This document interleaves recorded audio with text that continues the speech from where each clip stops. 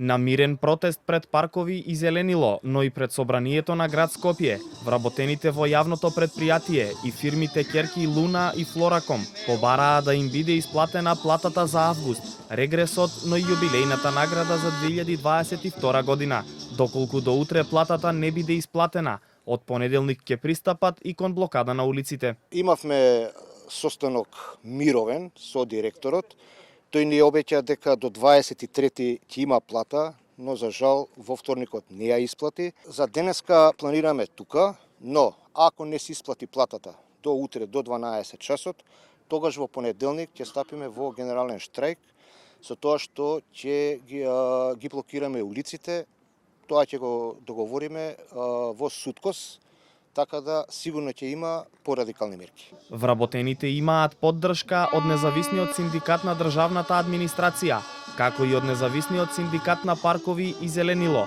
Синдикалците велат не ги интересираат изговорите, туку паричните средства кои им следуваат на вработените. Набрзо ќе немаат и здравствено осигурање. Ние бараме градот Скопје да обезбеди парични средства за услугите што ги вршат и Флораком, и Луна, и паркови зеленило. Значи, парични средства за плата и други додатоци на плата, како и регрес, јубилејна награда и новогодишен додаток. Единствено што си го бараме навремено исплатена плата и сите додатоци на плата кои ни следуваат согласно закон.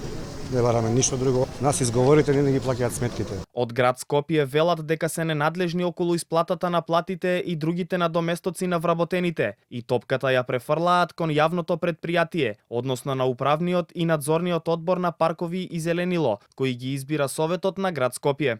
Инаку вработените во Флораком и Луна протестираа и за доцнењето на платите за јуни и јули, кои како што претходно потврди председателот на Суткос, Стојан Чекашиковски, им биле исплатени пред 10 дена.